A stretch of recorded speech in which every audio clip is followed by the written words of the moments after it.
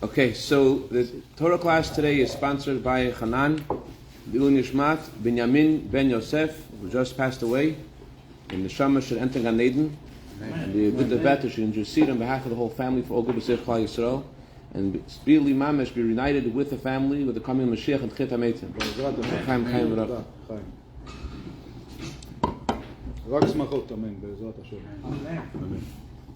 The first Rebbe of Chabad, the Alter Rebbe, he said you have to live with the times. And people didn't know what he meant, live with the times. But he wasn't referring to the literature of London or the style and fashion of Paris. What he was referring to was to live with the Torah portion of the week. And this week, after a 5-week marathon again and again about the building of the tabernacle, the whole instruction of Hashem, how to build it, and the collection of the funds. Finally, this week, the Torah says they actually built the tabernacle. It's actually built. So, if we are supposed to live with the times, the question we have to ask ourselves is, Hashem says in the Torah, make for me a sanctuary, and I will live and I will dwell within them.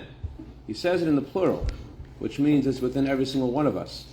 So the question we have to ask is, how do we make ourselves into a mikdash? How do I make myself to be a home for Hashem? How do I open up the gates of heaven so that I can be filled with Hashem's holiness and Hashem's blessing? What could I do to make myself into a Beit HaMikdash? So in the Beit HaMikdash itself, in the Mishkan, in the mobile tabernacle, there are many different vessels. What was the most important one? What was the one you think would be like the center of the whole thing? Many people might say the tablets, the luchot inside the aron, inside the ark. Huh? Menorah. People would say the menorah for sure. Menorah. Some people might say the altar where they offer the sacrifices to Hashem. But there's one item which I don't think anyone would pick as number one. And the kior. Very good. The kior. Very good. The number one item in the Mishkan, the tabernacle, was one that was the most favorite, that Hashem said is the most precious to Him, is the kior. What was the kior? The kior was the wash basin. Before the Kohanim would come in to serve Hashem in the temple, they had to wash their hands and wash their feet, and only then can they serve Hashem. Now, even though it seems like you said like a garbage can, like a chas v'shalom, but it seems like something which is so negative, so like just getting rid of the dirt. You're washing your hands, you're washing your feet. Why is that the number one thing? I'll tell you how important it is. It says in halakha that if there are various parts of the temple missing the menorah, you're missing the altar, it's a problem. You can't offer the sacrifices unless you have the kior. If you have the wash basin, it's okay. It's okay, as long as you have the wash basin. Why is that so important? Even more, there's a concept called milui. I think we discussed milui about a month ago. Milui means you have like the letters, the aleph base, and you have spelling out the spelling of each letter. For example, the letter aleph. Aleph itself has a spelling. Aleph, lamed, fe. If you want to spell how to pronounce the letter aleph, right? So the Mishkan, if you would spell out the word Mishkan, so the mem of Mishkan, you spell it as mem, and you spell out the shin as shin, yud, nun, and you spell out the chaf as chaf, fe, and you spell out the nun, you will come out to be the number of the Mishkan is the same number as the number for the kior. The kior is, anyone gematria people, how much is a kior? Chaf, reish, yud, and vav. So it's 236, right? 236 is also the milui, which the inner part of the kior means the inner dimension of, the inner part of the fact that this is the filler of the words doesn't mean that it just happens to be the filler. That means this is the inner dimension of the words. What's the inner dimension of the whole tabernacle of Hashem? What's the main thing He wants in this whole thing? What's the inner dimension? When you want something, some people they say they want, you guys are all businessmen, you know this better than me. People, you meet someone, they say they want one thing, they want something else, and they don't tell you what they want. When Hashem says to build a tabernacle, what's the pnimiyut? What's the inside? What does He really want? You know what He really wants? He wants the wash basin. That's what He wants. The question is, why the wash basin? Why is that the number one thing? Why is it the inner dimension of all that Hashem wants? So, there's a very important idea that's very basic, but it's so challenging, I think, to make it relevant to each of ourselves personally, because we all know no one knows better than each of us ourselves our faults. No one knows better than yourself what your challenges are. No one knows, in the language of the Gemara, Maid Avid Be'urta, what you did last night. No one knows. And yet Hashem tells us, I want you to be a tabernacle for me. That means whatever I had in the tabernacle, I had an altar, I had a table, I had all that stuff, I want that in you. In fact, by the way, the reason we do the prayers 3 times a day is because inside each of us, we have to offer the sacrifices to Hashem. Since we don't have the Beit HaMikdash, Hashem says, inside you, you're a Beit HaMikdash, you're a sanctuary. And therefore, you have to offer in yourself the sacrifice for today. You have to daven mincha, you have to do shacharit, because you're the sanctuary for Hashem.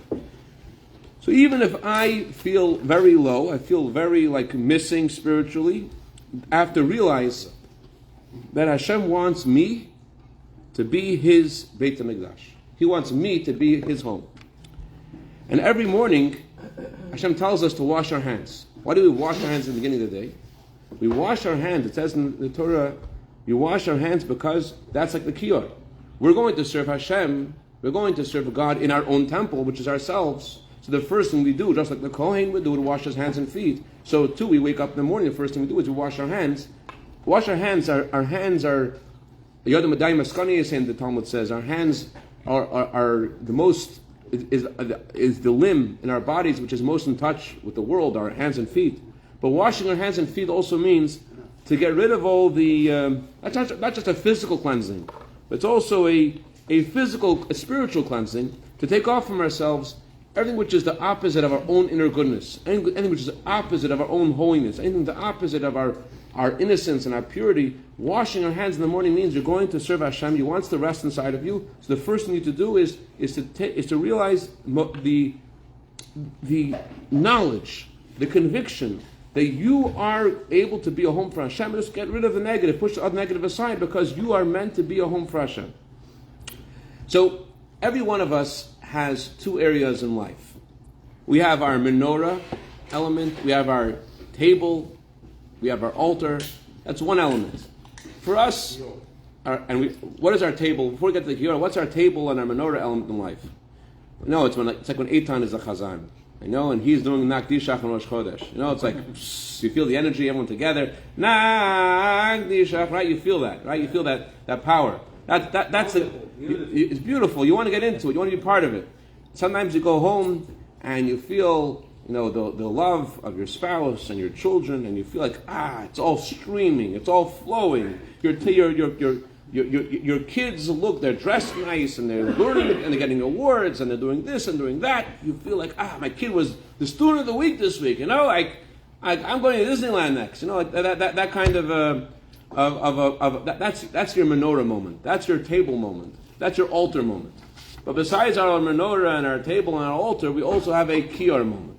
Our kiyur moment is we're trying to figure out what do we do with the lower parts of ourselves. We need to wash off the negativity. So the Alter Rebbe says, the first Rebbe Chabad says, that when I deal with those negative elements, I deal with my jealousy and my anger and my frustrations and all these things, I achieve something far greater. Where was the kiyur?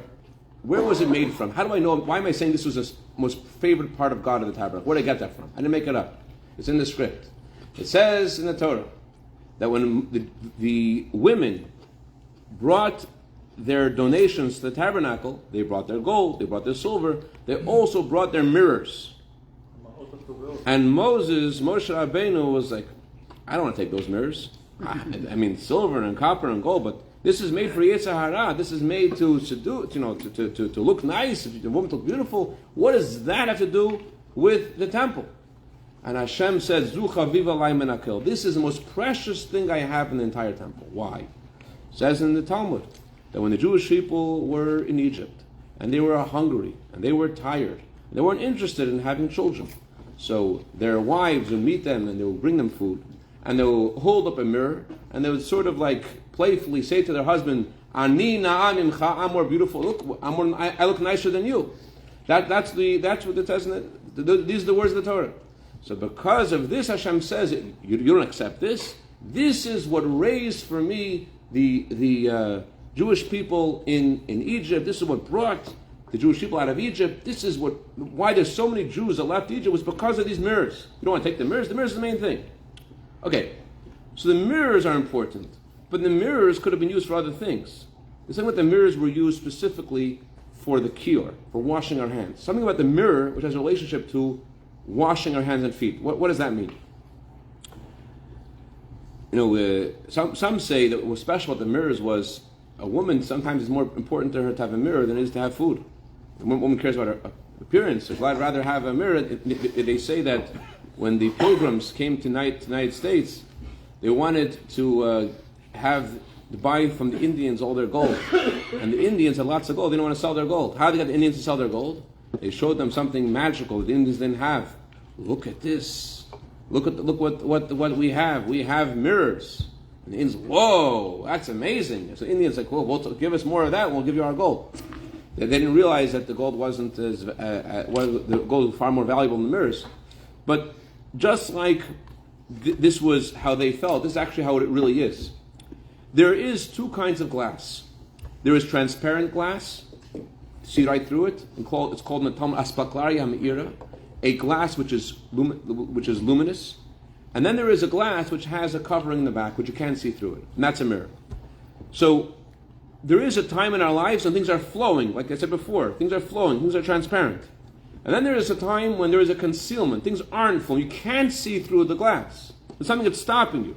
There's something that's preventing you from doing what you're meant to do, and you feel like it's stopping you. So the Alter Rebbe says, those moments in your life, those things in your life, which are concealments, things which challenge you, things which put you down, things which make it hard for you, those are actually your mirrors that allow you to see your inside. The things in your life which seem like they're stopping you and they're preventing you and they're holding you back, on the contrary, that is what helps you understand who you are. They did this a study about very young children. They took these babies, very young babies, and they put a red dot on their foreheads. And then they took the babies and they put them in front of a mirror. So they discovered an interesting thing. When the babies are really babies, so the babies, when they see the red dot on the mirror, what do they think? The mirror has to be cleaned. So they go and they would try to clean the dot off the mirror. And they turn about 18 months, then they no longer try to clean the dot off the mirror, they started feeling the dot on themselves. And then they realize that the issue is at that age, a child realizes that he has something inside of himself that's negative. The truth is that the previous Rebbe says that we have to know our virtues and know the faults. You hear the words? Know your virtues and know the faults. Why does it say the faults? Why doesn't it say know your faults? Because faults aren't yours. You are neshama, you're a soul, you're part of God. The faults, all the negative stuff, that's taken, it's not, your original perception as a child is a little more accurate. So if we could, we need to know what? we have to know that your virtues, your good things, Oh, okay. your good things, and Okay. so our negative stuff, our stuff that holds us back, the thing that prevents us from, that we think are stopping us, that's actually the mirror that Hashem is giving us to find ourselves. And if you find and you fight against those challenges that you have in your life, and you do what Hashem wants you to do anyways, you push ahead, you could discover your Beit HaMikdash. To get in the Beit HaMikdash, there was sort of like, like a fence you had to jump over. The fence to jump over to get in the Beit HaMikdash was wash your hands and feet, which spiritually means, I know when I was a child, we wanted to always to stay up later. Want to stay up later, we do this, we do that. My mother always told us, gesund, wash your hands, face, and brush your teeth, and then you could play the game you wanted to play. So to get into your inner Beit HaMikdash, it requires a step. What's the step before? First, you have to first wash your hands and feet, which means that you have to address those things which you think are holding you back and overcome them. That's how you get into your Beit HaMikdash. That's the entrance to your menorah, to your table, to your altar. The entrance is, it's not, the mirror it looks like you stop seeing, you can't see further. On the contrary, the thing that looks like it's stopping you from seeing, that is allowing you to see your own face, till you see your inside. In Hebrew, the word face, panim, is related to pnimiyut, your inside. What allows you to see your inner self, your pnimiyut? It's the thing that looks like it's stopping you. And that's why they made the kior specifically from the mirrors. And that's why it's the most precious thing. It's from these harder moments in our life that we overcome that we're able to create something new. There was a yeshiva student who was having a very hard time spiritually. He went to his mentor, Rabbi Shlomo Chaim Kesselman from Kfar Chabad, and Rabbi Shlomo Chaim Kesselman, they're having a Hasidic Farbrengen like we're having now, and Shlomo Chaim looks at him and he says to him, Yakar, which all says today in Hallel, Yakar be'eni Hashem ha'mavtala chasidav. The simple meaning of the simple translation of this verse is, it is weighty, it is grievous for Hashem, the death of his pious ones. If someone passes away, so God has pain with us. But there's a deeper meaning. Hasidim say, Yakar ben, what's precious to God? What's Yakar? Yakar also means precious. What's precious to God is Hamavta. When we kill those desires that try to bring us to the wrong places, when we kill them and overcome them, that's what's most precious to God. When we wash off the negative stuff.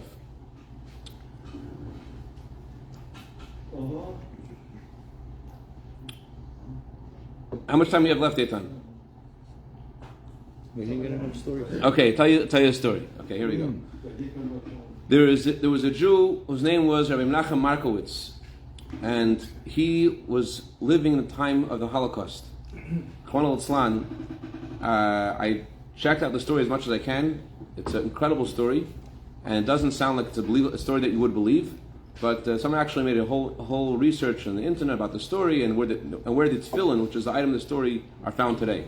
Menachem Markowitz, he's a rabbi in Poland, I believe, before the war. He moved to Eretz Yisrael, and he was offered by a Nazi a pair of tefillin. The Nazi said, "Do you have any gold? Do you have anything precious?" And in Auschwitz, he still somehow smuggled something in, and he would, ordinarily, in Auschwitz, it's more precious a piece of bread than a piece of gold.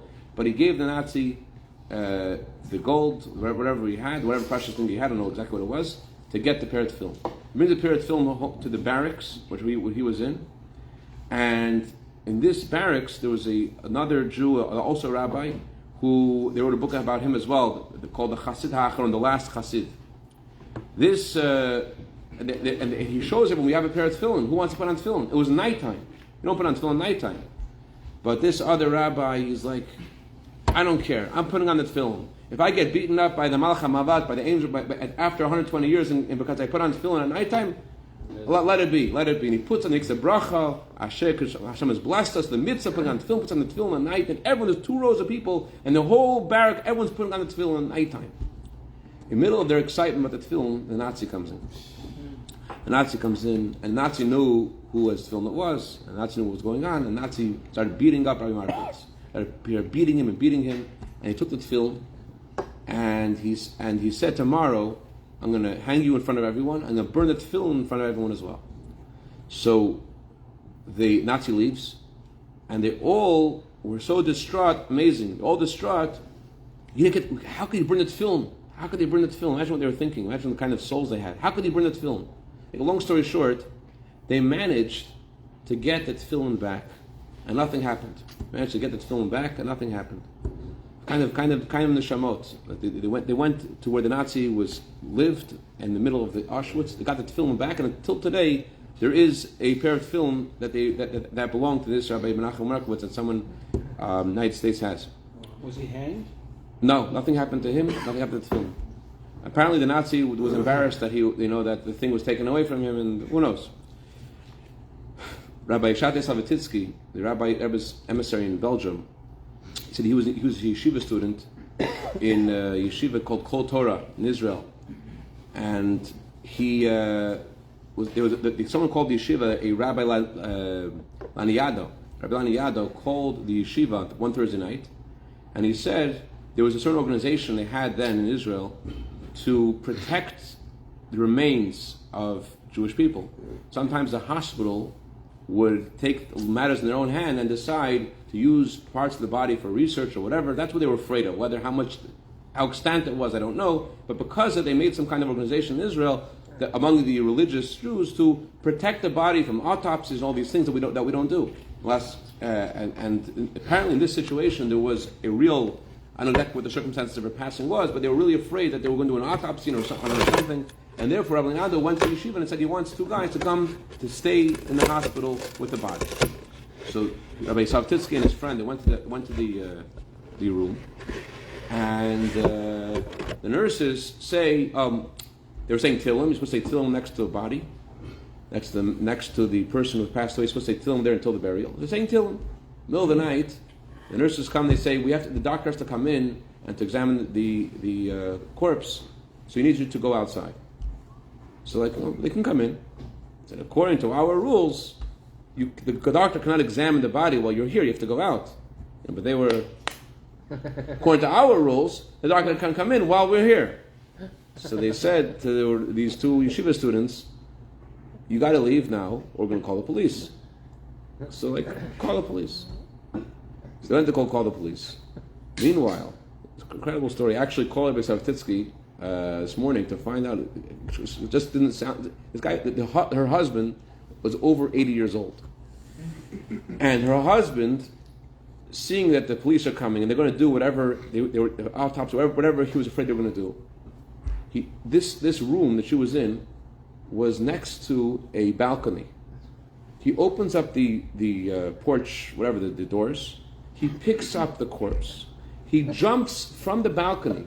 Rabbi Savtitsky and his friend, they're looking at this guy. He jumps from the balcony with the body of his wife. He falls down. He rolls over. The body, Chamal San, also falls. He picks her up again, and he's limping, and he continues to go on with her. I mean, it's amazing. I mean, how old he was and how heavy a body is. A person passes away, they're much, much heavier. The doctor comes together with the policeman. They close and they say, okay, you guys have to leave. Okay, we're leaving.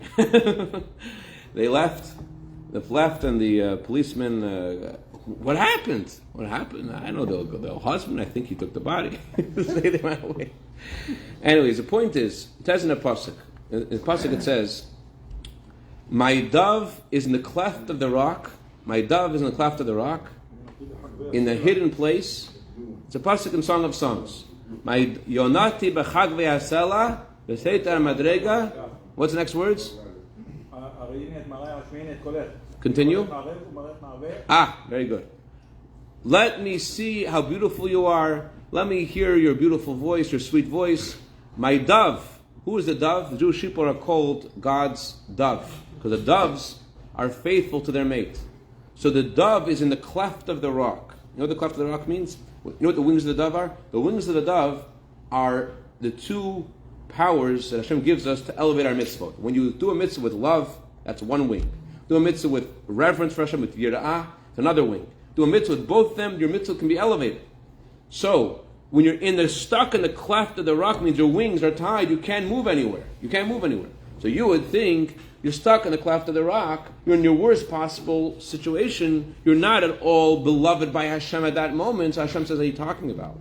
When you are stuck in the cleft of the rock, says the Alter Rebbe, and you can't move your wings, you're not even interested, you don't have any feelings, and yet Hashem says at that moment, your voice is sweet, your appearance is beautiful. That means that when we are looking at the mirror, and one more point, the mirror doesn't let us just let us see ourselves. The mirror lets us see what's behind us.